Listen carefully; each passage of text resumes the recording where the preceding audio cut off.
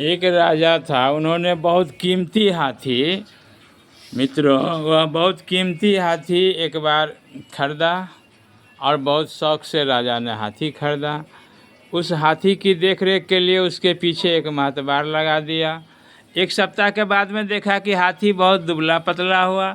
फिर सभा बुलाई राजा ने और सारे सभासदों से पूछा कि अरे भाई, मेरा हाथी क्यों दुबला पतला हो रहा है? इसकी देखरेख के लिए तो मैंने एक महतबार लगा दिया है और सारा खाना का प्रबंध कर दिया है, फिर भी क्यों अति हो रहा है? इसके लिए पीछे एक और लगा दो। तो इसके पीछे एक वजीर को लगा दिया गया महतबार के पीछे कि कहीं ये घोटाला नहीं तो करता है चारा में, या सही से देखरेख नहीं तो करता है। फिर वही हाल हुआ दूसरे सप्ताह, फिर आम सभा बुलाई गई, एक सभा बुलाई गई राज दरबार में, तो इसके पीछे एक देवान को लगा दिया गया। फिर एक सप्ताह बाद वही हाल हुई। तो उसके बाद राजा गुस्से में आकर के मुंशी को बोला कि तुम खुद इस हाथी का देखरेख करोगे, मेरा इतनी कीमती हाथी है और शौक़ से मैंने ख़रीदा है, तो यह क्यों दुबला पतला हो रहा है? उसके बाद फिर एक सप्ताह बाद देखा कि फिर भी 4 उनकी देख रेख में लगा है, वजीर लगा है, देवान लगा है, मुंशी लगा है, फिर भी ये दुबला पतला हो गया। तो राजा ने क्या किया, तो चोरी छिपे गुप्त रूप से स्वयं देख रेख करने लगा। तो उन्होंने देखा राजा कि जितना चारा हम इसके लिए देते हैं उसमें से आधा चारा तो पार हो जाता है, ये लोग खा लेते हैं और आपस में चारों मिल कर के बंटवारा कर लेते हैं। तो राजा उब करके फिर क्या किया, तो उसी हाथी को, दुबले पतले हाथी को पुनः दूसरे व्यापारी के हाथे बेच दिया।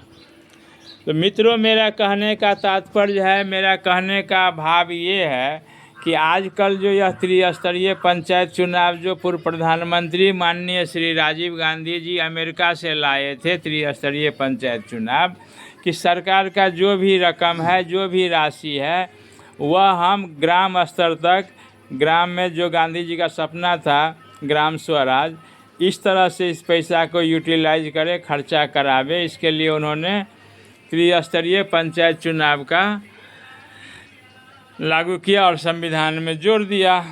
तो आजकल वही हाल हो रहा है। फिलहाल हमारे पंचायत हो या आपके पंचायत हो, किसी भी पंचायत में जो यह जल नल योजना जो हुआ, ये वो योजना बहुत अच्छा योजना था, यह बहुत अच्छा योजना था। माननीय श्री नीतीश कुमार मुख्यमंत्री जी का ये जल नल योजना जो था 7 निश्चय के तहत, यह एक बहुत अच्छा योजना था। लेकिन हाल क्या हुआ, तो उसी राजा के हाथी की तरह हाल हुआ।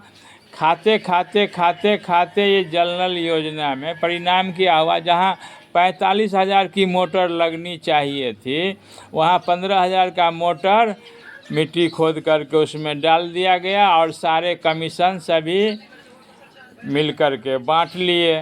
त्रिस्तरीय पंचायत चुनाव में यही होता है, वार्ड लिए, मुखिया खाए, समिति खाए और पंचायत सचिव खाए, सब मिल कर के यह बांट लिए। तो यह घूसखोरी या भ्रष्टाचारी की सुधार की जहाँ तक बात है, तो आजकल लोग तो आम प्रचलन में बोल देते हैं कि सरकार दोषी है। नहीं, दोषी यहाँ के जिम्मेवार नैतिक मूल्यों का है। जब तक हमारे बिहार वासियों में नैतिक मूल्यों का सुधार नहीं होगा, नैतिक मूल्यों का पाठ पढ़ाया जाए, जितने जनप्रतिनिधि हैं, सरकारी कर्मचारी हैं, सबों को सरकार से मेरा आग्रह है कि नैतिक मूल्य क्या होता है, इंसान की नैतिकता क्या होती है, जिम्मेवारी क्या होती है, उसे कैसे निर्वहन किया जाए, इस पर पाठ पढ़ाया जाए और शपथ पूर्वक उसे अपना निर्वहन करने के लिए, जिम्मेवारी को निर्वहन करने के लिए शपथ पूर्वक सबको देखरेख करना चाहिए। सरकार का भी दायित्व बनता है कि हमने जो कोई योजना दिया पंचायत में या कहीं पर, यह क्यों ऐसे होते हैं। आज बिहार में हज़ारों हज़ार पुल गिर रहे हैं, यह एक ही कारण है कि नैतिकता नहीं है।